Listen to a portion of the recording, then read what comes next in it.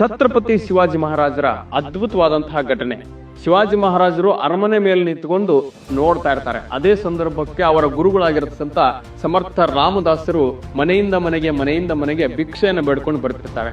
ಅದೇ ರೀತಿ ಶಿವಾಜಿ ಮಹಾರಾಜರ ಅರಮನೆಗೆ ಬಂದ ತಕ್ಷಣ ಶಿವಾಜಿ ಮಹಾರಾಜರು ಒಂದು ಪತ್ರವನ್ನು ಬರೆದು ಆ ಪತ್ರವನ್ನೇ ಅವರ ಜೋಳಿಗೆಗೆ ಹಾಕ್ತಾರೆ. ಆ ಪತ್ರದಲ್ಲಿ ಏನಿದೆ ಅಂತ ಗುರು ಸಮರ್ಥ ರಾಮದಾಸರು ತೆಗೆದು ನೋಡಿದ್ರೆ ಇಡೀ ಸಾಮ್ರಾಜ್ಯವನ್ನ ಛತ್ರಪತಿ ಶಿವಾಜಿ ಮಹಾರಾಜ ಗುರುಗಳಿಗೆ ಭಿಕ್ಷೆಯ ರೂಪದಲ್ಲಿ ಕೊಟ್ಟುತ್ತಾನೆ.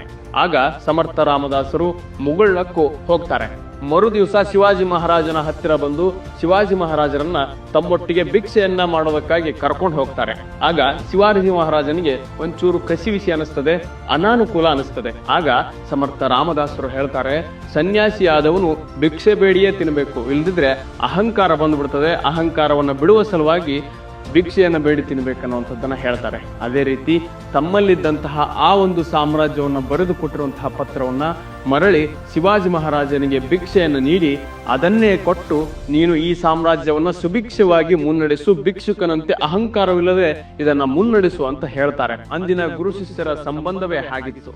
ಹೌದು, ಎಲ್ಲ ಇದ್ರೂ ಕೂಡ ಕ್ಷಣಾರ್ಧದಲ್ಲಿ ಭಿಕ್ಷೆಯ ರೂಪದಲ್ಲಿ ಕೊಡಬಹುದಾದಂತಹ ಶಿಷ್ಯರು ಕೂಡ ಅಂದಿನ ಕಾಲಕ್ಕಿದ್ರು. ಎಲ್ಲ ಇದ್ರೂ ಕೂಡ ಏನನ್ನೂ ಬಯಸದೆ ಸನ್ಯಾಸಿಯ ಜೀವನವನ್ನು ನಡೆಸುವಂತಹ ಗುರುಗಳು ಕೂಡ ಅವತ್ತಿದ್ರು.